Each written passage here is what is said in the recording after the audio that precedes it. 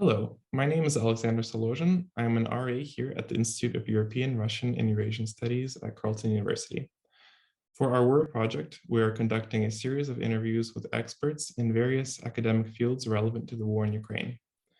In this series, we cover basic and advanced subject matters relevant to the war. We intend for these videos to be used as teaching materials for faculty and students in Canada and around the world. Joining me here today to answer a few questions regarding the history of Ukraine is Dr. Milana Nikolko. Dr. Milana Nikolko is adjunct research professor at the Institute of European, Russian, and Eurasian Studies at Carleton University.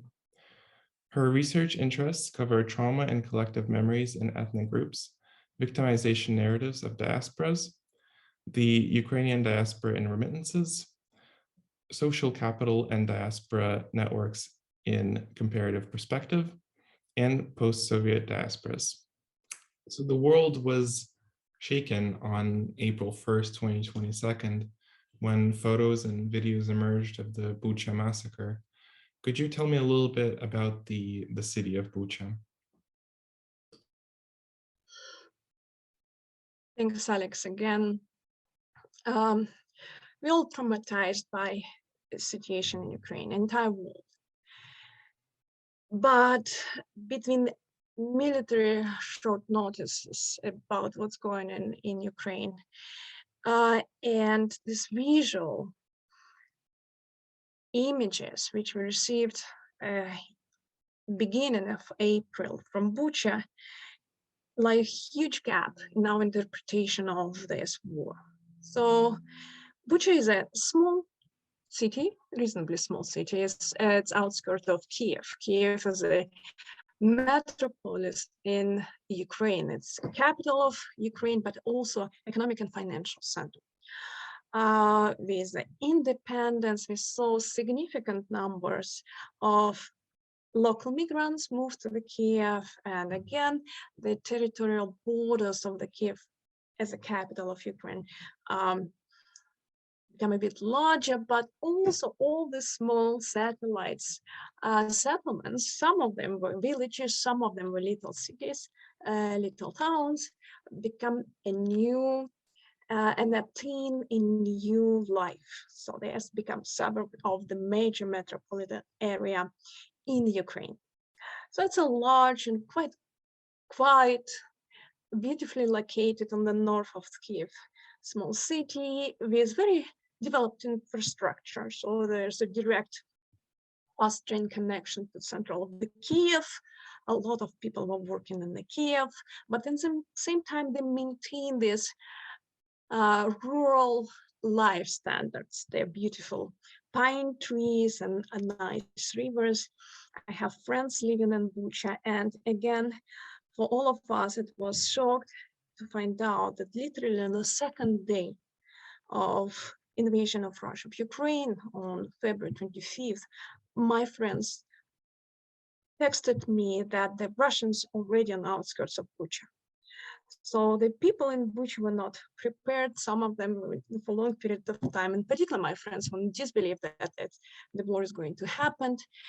The first reaction was shock, but they realized they have to relocate their families. So my friends precisely, they live in Bucha, and they put their kids, and their wife was driving the car, their kids and kids of their neighbors, and they were driving the car through them.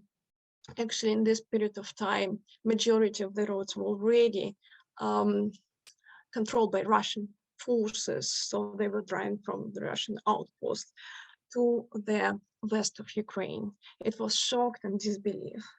For a long period of time, people were considered to stay and maintain their household. And not that many people were relocated in the beginning, so in February. And I would say the full occupation of Bucha happened between March 1st and March 10th. Again, it's There's a few military bases not that far from there. The Gostomel Airport, military base, which was precisely was a target for Russian forces in the beginning of occupation, because they were aiming to occupied Gostomel to control the infrastructural connection, the roads to Kiev, and speed up to control the central of the Kiev, from that northwest territories like of Bucha. So Bucha and the population of Bucha were in the middle of the battle between Russian occupied forces and Ukrainian forces. So some people were literally trapped on the street. Another specific, let's say, pre-war invasion of Ukrainian attempt to develop some resistance in the possibilities, or like in anticipation of the possible Russian invasion, was creation of territorial obrona, which is a territorial self-defense unit. Territorial self-defense units was started to create it actually, again, a bit too late, in the middle of January. So in Bucha, they did have some territorial defense units, but they were under-equipped and definitely under-trained.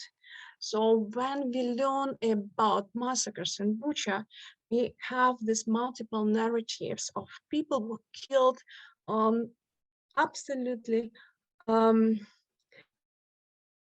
Most of the people, civilians who were killed in Bucha, have a very little relations to the Ukrainian military forces, Ukrainian army. Some episodes show us the executions of these territorial self-defense units, and again, the people have very few, in some cases, they didn't have anything, any guts at all.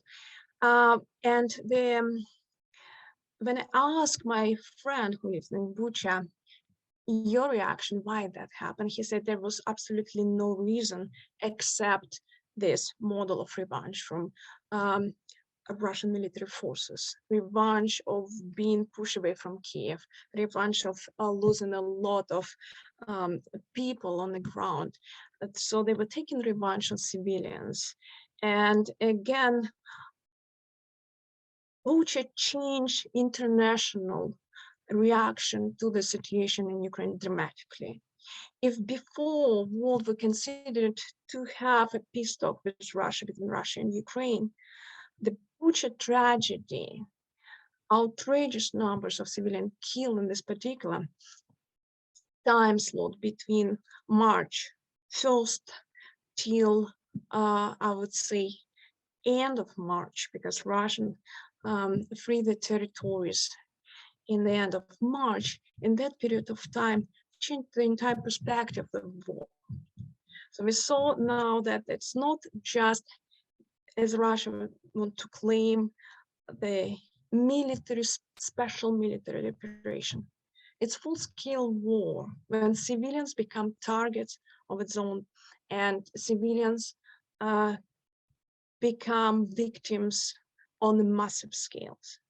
The furthest episodes of Russian bombarding of the center of Vinnytsia or Zaporizhia or Kharkiv just keep proving that point. The war engaged every single part of Ukrainian population, and the victims among civilians incredibly high.